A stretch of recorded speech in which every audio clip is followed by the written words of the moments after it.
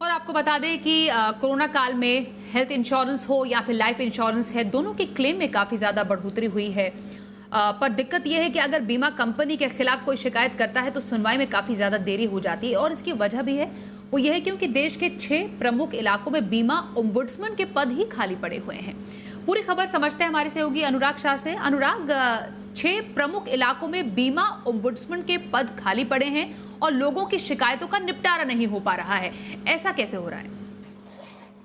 देखिए, कोरोना काल के अंदर जो इंश्योरेंस का महत्व है और काफ़ी ज़्यादा बढ़ा है और केवल कोरोना से जुड़े जो हेल्थ इंश्योरेंस के करीब-करीब 11 लाख मामले जो है पिछले 1 साल में आए हैं अलग-अलग कंपनियों के पास। तो इसमें एक चिंताजनक बात है कि जो हेल्थ इंश्योरेंस का क्लेम होता है, उससे जुड़ी हुई या फिर और भी जो कोई इंश्योरेंस कंपनी के द्वारा क्लेम दिया जाता है, तो उसकी जो शिकायत की जाती है, वो ओम्बुड्समैन के पास की जाती है, बीमा लोकपाल के पास की जाती है।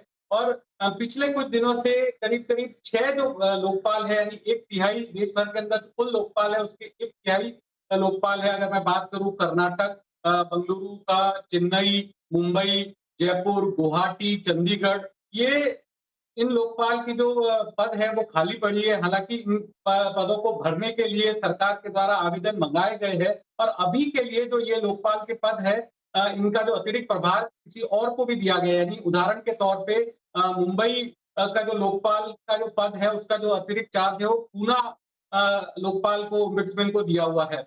लेकिन जिस तरह के मामले आ रहे हैं और जितने ज़्यादा मामले आ रहे हैं, उस स्थिति में जो लोकपाल के पद खाली है, तो उसका असर जो है वो पॉलिसी होल्डर की जो शिकायतों में देरी होती है, निपटारा होता है, उसमें होता है। इसके साथ-साथ एक और चीज़ बताना चाहूँगा कि आईआरडीए चेयरमैन का पद भी अभी खाली है, क्योंकि जो सुभाष चंद्र खुंटिया है, जो 6 मई को उनका रिटायरमेंट हो गया 3 साल के कार्यकाल पूरा होने के बाद। हालाँकि सरकार ने नए चेयरमैन के लिए आवेदन मंगाए हैं, जिसकी आवेदन सबमिट करने की जो तिथि है वो 29 मई तक है।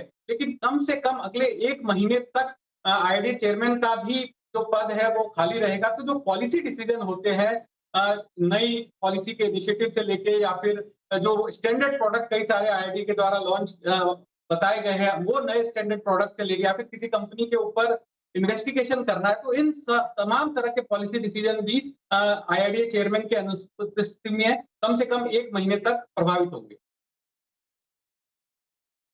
वाकई आप कह रहे हैं कि आरडीआई चेयरमैन का पद भी खाली है, 1 महीने तक का समय लग सकता है। तो जो बीमा से जुड़ी कोई शिकायत है, उसका निपटारा जल्द से जल्द हो पाए, क्योंकि कोविड का समय है, लोग बहुत ज्यादा क्लेम कर रहे हैं। तो ऐसे में इस रिक्त स्थान को भरने के लिए यहाँ लोगों की सुनवाई न रुके, शिकायतों का निपटारा जल्दी हो, क्या कोई व्यवस्था है? तो व्यवस्था के तौर पे जैसे कि मैंने बताया कि ओम्बुड्समैन जो पद खाली हुए हैं, क्योंकि 3 साल का सभी का टेन्योर था, जो 3 साल का टेन्योर अभी पूरा हो गया, तो अतिरिक्त चार्ज दिया जाता है। तो जो भी पद खाली हुए हैं, वहाँ पर अतिरिक्त चार्ज दिया गया है। लेकिन जब इतनी बड़ी संख्या में क्लेम आ रहे हों, इतनी बड़ी संख्या में मामले आ रहे हों, तो अतिरिक्त चार्ज मिलने पर भी क्लेम शिकायतों के निपटारे में देरी होना स्वाभाविक है। जिस तरह से मैंने उदाहरण के तौर पे बताया कि मुंबई के जो ओम्बुड्समैन थे, श्री मिलिंद खरात, उनका 3 मई को अपना कार्यकाल 3 साल का पूरा हो गया। तो वहाँ का जो चार्ज है वो पूना के ओम्बुड्समैन जो है उनको दिया गया है। तो पूना में भी आप मान सकते हैं, पूना जो एक मेट्रोपॉलिटन रीजन है, तो वहाँ पर महाराष्ट्र के कई सारे इलाके उससे जुड़े होते हैं, तो वहाँ पर भी शिकायतें काफ़ी ज़्यादा होगी। तो उसको देखते हुए वहाँ के जो ओम्बुड्समैन हैं, उनको लिए मुंबई के जो केसेस है उनका भी निपटारा करना स्वाभाविक सी प्रक्रिया है, उसमें देरी होगी है। और इसी तरह से देश के अलग-अलग हिस्सों के अंदर भी जो अतिरिक्त चार्ज दिए गए हैं, लेकिन जिस संख्या में केसेस आ रहे हैं, तो इन शिकायतों के निपटारे में देरी होना स्वाभाविक। बिल्कुल, तो अनुराग की बात से समझ में आ रहा है कि कुल मिलाकर जो शिकायतों का निपटारा है, अगर आपको कोई शिकायत है पॉलिसी धारक के रूप में, तो क्योंकि ओम्बुड्समैन के पद खाली हैं, अभी फिलहाल लोग नहीं है उच्च स्थानों पर, तो थोड़ा सा इसमें समय लग सकता है। बहुत शुक्रिया अनुराग, पूरी खबर पर और ज्यादा जानकारी देने के लिए। आगे बढ़ते हैं अगली खबर की ओर। कोरोना काल में प्रधानमंत्री नरेंद्र मोदी ने किसान सम्मान निधि की 8वीं किश्त जारी कर दी है।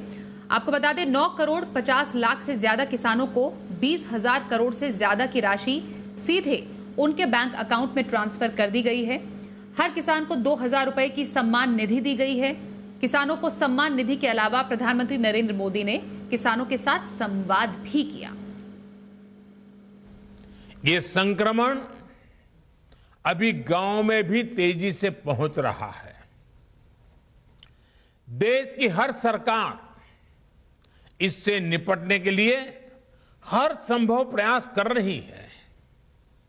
इसमें गांव के लोगों की जागरूकता, हमारी पंचायती राज से जुड़े जो भी व्यवस्थाएं हैं, उनका सहयोग, उनकी भागीदारी उतनी ही आवश्यक है।